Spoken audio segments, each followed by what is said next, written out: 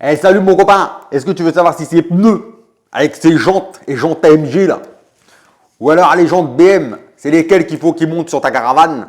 Eh ben c'est tout de suite dans la vidéo. Allez c'est parti. Salut à tous, moi c'est Guillaume et bienvenue sur Hyper Samplon. Aujourd'hui, on va essayer de décrypter tout ce qui a marqué sur les jantes et sur les pneus. Donc je vais essayer de te montrer 10 informations qu'il faut savoir sur les pneus et sur les jantes. L'anthrax, le déport, le diamètre, la section, la rigidité, le profil, voilà, toutes ces choses que tu te demandes pour savoir est-ce que je peux monter telle jante sur ma voiture et pas te tromper avant d'acheter des jantes. Je vais te montrer également comment on reconnaît des jantes officielles, c'est-à-dire des vraies jantes Mercedes ou des vraies jantes BMW pour pas que tu te trompes en achetant des copies. Il y a des choses à savoir et je vais te montrer ça tout de suite.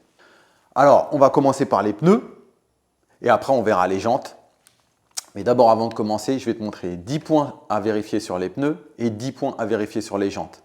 Donc, si tu arrives à avoir 20 sur 20, tu me le mets dans la vidéo. Et puis même si tu arrives à avoir que 10, 12 sur 20 et que je t'ai appris quelque chose, eh ben c'est top. Alors déjà pour les pneus et les jantes, il y a deux indices de mesure, c'est le millimètre et le pouce. Alors si tu connais le pouce, c'est ce que utilisent les Américains. Un pouce, ça fait 2,54 cm. Et les millimètres, tu connais, c'est le système métrique français qu'on utilise. Alors on va commencer par les pneus et on va commencer par les trucs faciles. Première chose à regarder, c'est la marque et le modèle de ton pneu. Alors là, tu vas me dire, ouais, c'est facile, etc. Mais bon, déjà, la marque, c'est une qualité. Et le modèle, ce qui est vachement important, c'est de savoir à quel type de conduite ou à quel type de véhicule il correspond. C'est-à-dire que tu ne vas pas mettre des pneus pour un 4x4 sur une voiture de course, tu vois. Donc là, on a des Michelin Primacy 3. Ça correspond plus à un type de conduite dit sportif, on va dire. Mais ça ne correspond pas, tu vois, à ce modèle-là. Ne correspond pas pour du 4x4 ou pour monter sur ton vélo. Donc par exemple, quand je te parlais du modèle du pneu, eh ben ici, donc déjà on a une référence. Rien que sur le nom du modèle, tu peux comprendre déjà à quoi il sert. Donc tu vois, on voit que cela c'est des Conti Winter Contact. Donc c'est la marque, c'est Continental. Et donc c'est des pneus de hiver, des pneus neige. Deuxième chose à savoir, je te montre ici, il y a marqué Inside. Donc ça veut dire qu'il faut bien vérifier que ça, c'est la partie du pneu qui est montée à l'intérieur de ta voiture. Et pas dans l'autre sens où ici on a marqué Outside. Si tu emmènes tes pneus à monter et que le mec il inverse déjà le sens des pneus, bon déjà tu peux aller ailleurs, hein, c'est que tu es parti chez un boulanger. Donc bien vérifier dans quel sens ont été montés tes pneus. Ensuite, ici, tu as les dimensions. Donc tu vois par exemple ici c'est du 255, 40, 18. Donc ici il y a 3 repères. Donc la première, 255, c'est la largeur du pneu. Donc cette largeur, elle est mesurée en millimètres. Donc ça veut dire que tu as 255 mm, soit 25 cm et demi. Ensuite ici le 40, il correspond à la hauteur. Alors la hauteur, on appelle ça aussi la section. Mais ici, ce n'est pas calculé en millimètres. Donc ici, tu n'as pas 40 mm. À mon avis, ça c'est un truc que tu ne savais pas. La 40, ça veut dire 40% de la largeur du pneu. Donc, ce qu'il faut bien faire attention, c'est que des fois, tu peux avoir des pneus où il y a marqué 20 ou 30, tu vas avoir l'impression qu'ils sont très bas. Mais si tu as des grosses jantes et des très larges surtout, et ben en fait, c'est un ratio, donc c'est un pourcentage. Donc ici, 40% de 255. Ensuite, toujours dans la taille, on a R18. Donc ça, c'est facile. C'est la taille ici du diamètre de la jante. Donc ici, ça, c'est des pneus en 18. Donc pour des jantes en 18. Donc ensuite, on a l'indice de charge ici, 95. Donc ça correspond. Il y a un tableau des indices de charge. Tu regarderas, il est dans la description. Donc par exemple, 95, c'est pour 690 kg. Ça veut dire que forcément, si tu as un Kangoo et que tu le remplis d'enclume, il va te falloir des pneus plus costauds. Et à l'inverse, si tu as une Twingo, bah, tu peux mettre un indice de charge un peu moins haut. Donc si tu multiplies par 4, ça fait 2760, donc 2 tonnes 7. Ça veut dire que tu ne peux pas charger plus que 2 tonnes 7 dans ta voiture. Ensuite, on a le Y ici. Ça, c'est l'indice de vitesse. Donc pour l'indice de vitesse, c'est pareil, tu as un tableau. Donc celui-là, Y, il est assez haut. Tu peux aller jusqu'à 300 km/h. C'est pareil, si tu as une voiture de course, bah forcément, il faut que tu prennes quelque chose qui est très haut en indice. Et que si tu as un tracteur qui roule à 30 km/h, bah, l'indice il est beaucoup plus bas. Donc pour ça, si tu achètes des jantes et qu'ils sont équipés de pneus, essaye de vérifier que le mec qui te vend les jantes, il n'a pas mis des pneus un peu plus bas et que toi, tu as une voiture qui roule assez vite. Alors ce qui pourrait se passer, c'est que tu puisses à haute vitesse éclater tes pneus et là, ça pourrait faire beaucoup de dégâts.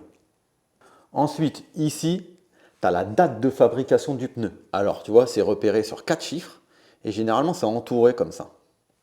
Donc, ici, par exemple, on voit 13, 18. Donc, il faut prendre par paire. Donc, les deux premiers chiffres, ça correspond à la 13e semaine de l'année 2018.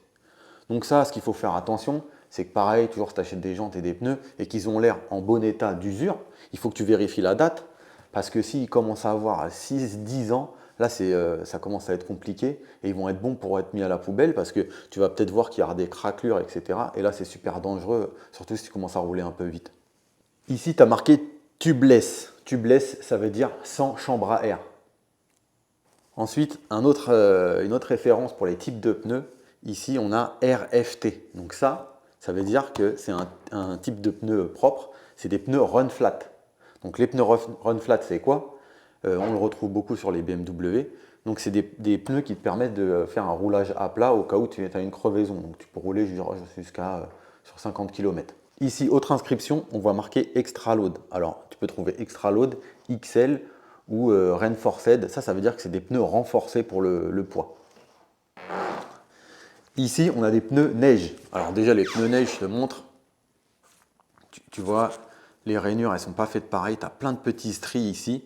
Et la gomme, elle est un peu plus tendre et ça permet de mieux accrocher quand il pleut fort ou quand il neige. Et voilà. Ici, pour reconnaître des pneus d'hiver et de neige, MS. Mood Snow. Donc ça veut dire boue et neige en français.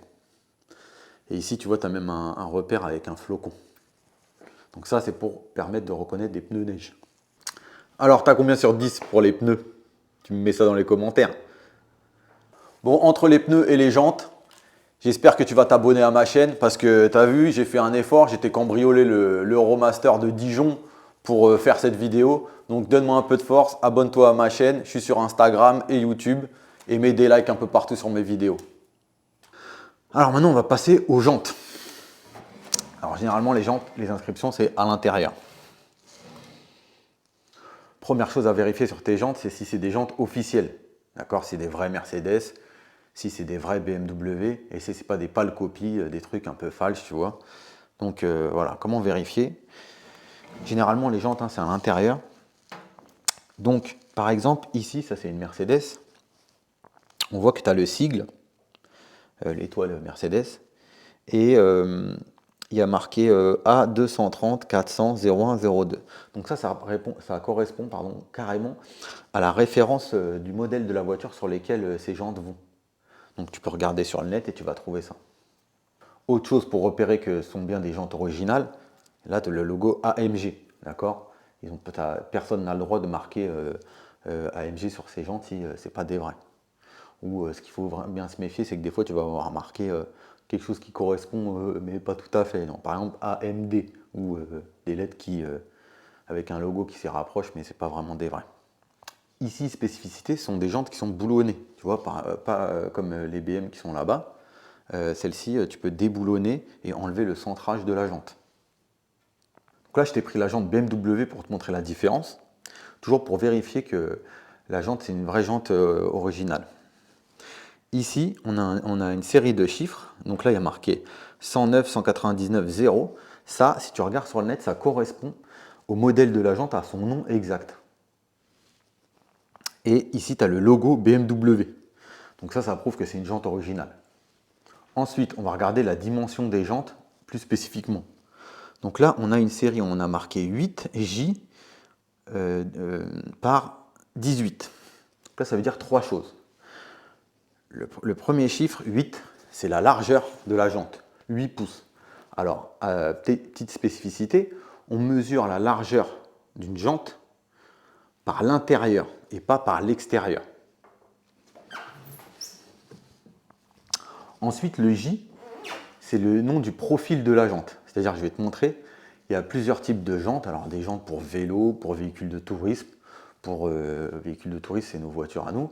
Pour des 4x4, pour des camions, tout ce que tu veux. Et ça a un profil particulier. On parle aussi de renforcement avec une lettre, donc c'est H2 par exemple, où tu vas avoir spécifié le renfort. Et ce profil, il correspond à une certaine rigidité de la jante pour les véhicules de tourisme. Donc dans notre cas, c'est J. Ensuite, autre inscription sur cette jante ici, on va marquer IS20. Ça correspond au déport. Alors, chez BM, il y a marqué IS, mais en général, c'est marqué ET. Donc ici, on voit que le déport IS, il est de 20. C'est toujours calculé en millimètres. Alors, c'est quoi le déport? Le déport, ce n'est pas ce qui est calculé ici. Ça va jouer sur ton déport entre ton essieu et ton aile. Le déport, c'est calculé entre le milieu de la jante, comme ça, ici, le milieu, ici, et la surface d'appui, donc c'est l'essieu de ta voiture. Donc je vais te montrer un dessin, tu vas voir. Et donc plus c'est décalé, plus tu as du déport. Donc tu peux avoir un déport faible, proche de 0, et plus c'est décalé, plus tu as un plus gros déport. Si tu as besoin de jouer sur le déport, il existe des trucs. J'en ai une là, ça s'appelle une cale. Donc celle-là, elle fait à peu près un demi-centimètre. Ça te permet de mettre, tu vois, derrière, ici, ça te permet de jouer sur le déport. Alors des cales, il en existe plein. Je vais te montrer, il existe des cales pour changer à peu près tout, pour adapter une jante à une voiture. Donc tu auras des cales simples comme ça, tu vas avoir des câbles double boulonnerie. Donc tu vas reboulonner cette cale sur ta voiture pour modifier le déport, l'alésage qu'on va voir après, etc. Donc tu peux à peu près tout faire avec des cales que tu referais sur mesure. Donc là, je t'ai repris la jante Mercedes pour te faire une comparaison sur la taille et le déport. Donc ici, c'est marqué là, je vais te faire un zoom, hein, tu vas voir. Il y a marqué 8,5 J par 18 et ET 25. Donc 8,5, largeur de la jante, 8 pouces et demi. Comme je te disais, on mesure bien de l'intérieur, pas de l'extérieur, de l'intérieur ici. Donc 8 pouces et demi. Ensuite, donc J, toujours le profil. Je t'ai expliqué que le profil de la jante, c'est ça en fait. Donc celle-là, c'est par 19, c'est parce que c'est des 19 pouces. Et donc ET25, le déport donc entre le milieu et la surface d'appui, c'est 25 mm. Autre chose à savoir, c'est l'anthrax. Alors, l'anthrax, c'est quoi? L'anthrax, c'est la distance entre les boulons. Forcément, tu ne peux pas mettre une jante 5 boulons sur du 4 boulons, ou alors il faudrait faire une adaptation, ou vice-versa. Mais donc pour calculer ton anthrax et savoir si ta jante elle rentre bien sur ton essieu, il faut savoir ton anthrax. Alors, comment on calcule l'anthrax? L'anthrax pour du 4 boulons, il se calcule entre les boulons, donc c'est l'écart en millimètres entre le centre de ces deux boulons. Et sur une 5 trous, c'est la mesure entre le centre du boulon et le centre de ta jante. Et ça, tu le multiplies par 2.